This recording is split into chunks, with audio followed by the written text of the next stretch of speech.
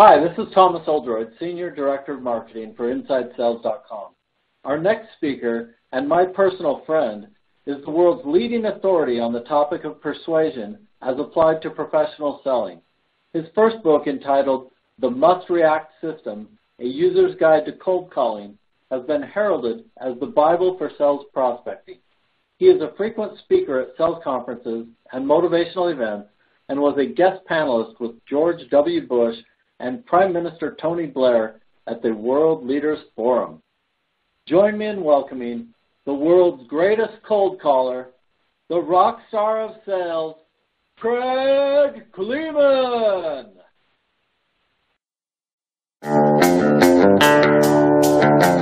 Hey everybody, Kraig Kleeman here with Kraig Kleeman TV, coming at you in stereo, coming at you in video, coming at you in surround sound, coming at you from a remote island in Southeast Asia. Well, hey, first things first, a big thank you to my good friends at InsideSales.com for producing yet another epic event, the Virtual Sales Summit. And of course, a big thank you to you, my audience, for attending my session today. My agenda today is real straightforward. I'm planning to talk to you about 5 steps to inside sales greatness. That's right, 5 steps to inside sales greatness. You can do it. I've done it. We can do it. I did it with my first company. Then as founder and CEO, I grew from 0 to 25 million in annual sales in less than 4 years. I also do it year over year over year, company by company by company, in my global consulting practice. And you know what? You can do it. I'll tell you right now, there is power for those who believe. I'm a believer. Are you? Let's believe together. All right, here's my agenda today. I'm going to talk to you about 5 steps towards inside sales greatness, and then I'm going to close with some words of personal inspiration. And you do not want to miss out on those words. But before I dive into my agenda, let me say 3 things. I want the sales organizations that I work with to be stunning, like a taser set at 11. I want my sales teams that I work with to rip off the roof and tear open the sky. I'd rather choke on greatness than nibble on mediocrity. That's right. Somebody tweet that. Kraig Kleeman says he'd rather choke on greatness than nibble on mediocrity. So get out your laptops, get out your tablets, get out your yellow notepads if that's how you do it, and get ready to take some notes, because I'm going to rock your world in the next 10 minutes or so. All right, 5 steps towards inside sales greatness. Step number 1, deploying communications that persuade. And let me just back up the truck and say these 5 steps are coming at you from the perspective of tips, tactics, and techniques, not from the perspective of architecture. That's a whole different discussion. All right, with that disclaimer, let me jump right back into it. Step number 1 towards deploying a great inside sales team. Step number 1 is deploying communications that persuade. You know, Jack Black was in a movie entitled School of Rock. I love that movie. I've got it on all my devices. I watch it on airplanes all the time. And I'll tell you, that School of Rock is a good movie. Remember that song, Zach's song, where they sing, rock ain't got no reason, rock got no rhyme, you better get yourself to school on time. Well, you know what? Kraig Kleeman believes in something different. Kraig Kleeman believes that sellers across our great country and our great world need to enroll in the School of Talk. And Kraig Kleeman has another song that says, talk has reason, talk has rhyme, and if you don't talk to your prospects correctly, it's a sales professional crime, and it's tired. I'm going to end this thing called criminality in sales and poor process and poor technique. You know, some of these call scripts that I see that are floating around on the internet, and sometimes I even see with my clients when I first meet them, remind me of a new form of Tourette's syndrome, because they're both injurious and insulting to the power of language. and the science of language as applied to persuasion and sales. And you know what? I am planning to stop the train on these poor practices, and I hope you'll partner with me to do it. Because you know what reformers do? Reformers disrupt, they bring disruption, and I'm going to disrupt. I'm tired of people leading erroneously with value proposition language. I'm tired of people leading with product benefit language. We want people to learn to lead with language that's relevant. In fact, we've learned in our testing and our vetting and all the different A, B, C, D types of testing that we do, we've learned that sometimes changing one word, sometimes putting in one pause, sometimes literally just rejiggering the way a call script is designed and put together can be absolutely powerful. Hey, you know what? You better go to my website and you better download what I call the definitive guide to prospecting. That's right. Kleeman. Go to kraigkleeman.com and get your call scripts right and learn about the power of persuasion and download that ebook, the definitive guide to prospecting. It takes into consideration every permutation of every dialogue that you could possibly have with any of your target buyers. All right, let's get down to step number 2. Step number 2 is embracing the power of external perspectives. Rick Smith, in his book, The 5 Patterns of Extraordinary Executives, identifies the top patterns that have made the greatest executives become great in their careers. And the number one pattern that he said was a desire, an appetite, an insatiable curiosity, or what we might say is the ability and the desire to cry out and thirst and hunger for truth. You know, it's the intellectually curious who are the real winners in life. That's right. Rick Smith went on to prove that those executives that were intellectually curious and that were willing to embrace the power of external perspectives always outperformed those who didn't embrace that. You know, it breaks my heart when sales leaders think they and they alone know all the answers. Well, you know what? That's just simply contradictory to the truth. So how do we embrace the power of external perspectives? How do we practically take advantage of some of Rick Smith's advice in that book? Well, first of all, we compile and curate content that is beyond you. That's right.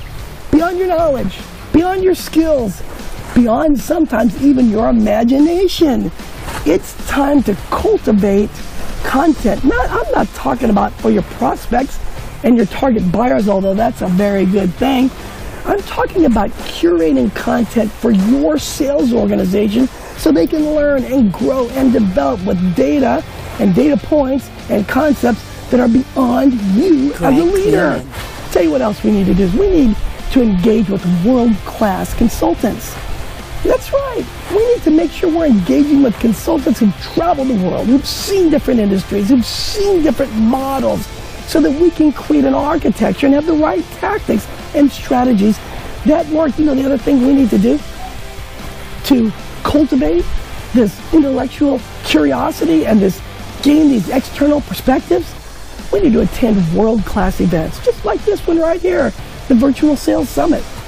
We need to attend things like the American Association of Inside Sales Professionals. It has 5 or 6 or 7, I don't know how many they do, events all in these cities, great events all across the country. We need to attend TED Talks. We need to continue to build libraries of information and be constant learners and committed to continuous process improvement. We need to embrace the power of external perspectives. All right, let's talk about step number 3 to inside sales greatness. I call it entering the no product zone. Hey, you don't just jump into the product zone until you discover desired outcomes, until you discover core values and the professional mandates associated with your target buyers. There is power in discovery. There's also power and functional goodness in establishing landing zones with our target buyers.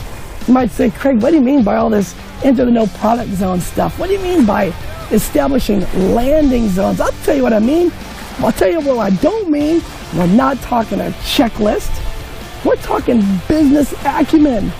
We're talking the power of hyper open-ended questions, which no one in the world can teach you to do better than I can. You better go to kraigkleeman.com and download my ebooks, my series of ebooks on presenting with excellence and presentations that persuade, and even emailing with Kraig excellence, Kleeman. so that you can be persuasive and be the best you can be in this whole realm of communicating properly. We have got to get away from leading with value proposition language, which is no longer relevant in today's culture. We've got to get away from this fixation with product benefit language, and we've got to learn to lead with fact-based research, especially for those of you who are in the enterprise class and going after major accounts and enterprise class accounts. Leading with fact-based research gives you the opportunity to stimulate your target buyer to open up deeply and profoundly about his or her environment, and then your job is to listen. You know what? We human beings were created with 2 ears and 1 mouth. There's a reason. We need to double down on listening and shut our traps when it comes to talking. So we need to enter the no product zone and discover and have business acumen, high profile discussions with our target buyers. All right, step number 4. Step number 4 to achieving inside sales greatness is what I call optimizing employee retention. It breaks my heart. Suboptimal retention is plaguing sales organizations all across our great country and our great world. And it pains me. And I'll tell you where it starts. It starts with hiring. And I tell you, I know there's a lot of talk about personality assessments and personality profiles, but you know, candidates, they've gotten smart. They know how to answer questions the way you want to hear them versus questions that are necessarily honestly about their personality and the way they're wired and the way they think. So to weight ourselves, our recruiting practices too heavily on those sorts of things are just a little bit naive, and I don't want to be naive. Do you? So let me just give you a few tips on this. We created a weighted quantitative scorecarding interview assessment tool. In fact, my clients ask me to interview their candidates for them. And boy, their retention rate goes up when I help them do that. If you can have access to those tools, just go to kraigkleeman.com and download it. But let me just give you a few tips on this. First, when you're interviewing a candidate for a sales position, the first thing you want to carefully examine is involuntary separation. That's right, involuntary separation. Has that candidate ever experienced at any point in his career involuntary separation or probation? And if so, you want to know all the details about that. And I'll tell you, as it relates to involuntary separation, which should be your first question with an interview with a candidate, if anyone that you're interviewing has experienced involuntary separation for almost any reason other than maybe an acquisition where everybody got nuked, then your probability of retention with that employee goes down. And we want to move the needle on retention up because it impacts revenue and it impacts forecasting, it impacts cash management, and the finance guys will love this. It positively impacts EBITDA. Listen, I'll give you another tip on this. When you're interviewing a candidate, you want the average tenure for all the places, and maybe it's just a few, but the places, the companies where he or she has worked, you want that average tenure to be a minimum average 3.25 years. Our research is clear. If that average tenure is less than 3.25 years, your ability to retain that employee goes down. And again, we want to move that needle up. I have so much more to say about this topic. You better go to kraigkleeman.com and download some of my resources there that gives you knowledge and gives you the insight to optimally leverage wages by recruiting employees with excellence, stemming attrition, and maintaining a staff so that your revenue and your EBITDA does not suffer much. Step number 5 on this whole realm of 5 steps to inside sales greatness. Step number 5, remember we're talking tactics and techniques versus strategy and architecture. That's a whole different subject, you know. But in that spirit, step number 5, sellers, the importance of a summary statement. Do you understand the power of a summary statement? You should be having a summary statement in every single customer and prospect facing dialogue that you have. It's just real simple. Hey, Bob, I just want to confirm that I heard you right. I want to make sure that I've ascertained things from you properly. I want to serve you. Do you mind if I summarize our conversation today? And they'll say, absolutely, Kraig, please do that. And you know what? When we're disciplined about having and deploying summary statements effectively, here's what it does. Number 1, it exposes gaps in discovery. I don't want to have gaps in my discovery. Do you? Absolutely not. Number 2, it's a great transition to a definitive next step where you're getting a date and time certain for that definitive next step. Number 3, it ensures accuracy on both sides. Number 4, make sure you're on the same page, and people like to know they're on the same page. And number 5, maybe most importantly, it creates customer confidence. Back to that 2 ears and one mouth thing. It lets them know that you're listening. I said it earlier, I'm going to say it again. We need to double down on listening. Sellers, somebody tweet that. Kraig Kleeman says sellers ought to use 2 ears and double down on listening. And with that one mouth, zip it. That's right. Somebody tweet that. All right, listen. Let me summarize what we've learned today, and then I'll close with some words of inspiration that you don't want to miss. We've learned 5 steps toward establishing inside sales greatness. Step number 1, we learned to deploy communications that persuade. We talked mostly about the spoken word, but it's important even at the written word.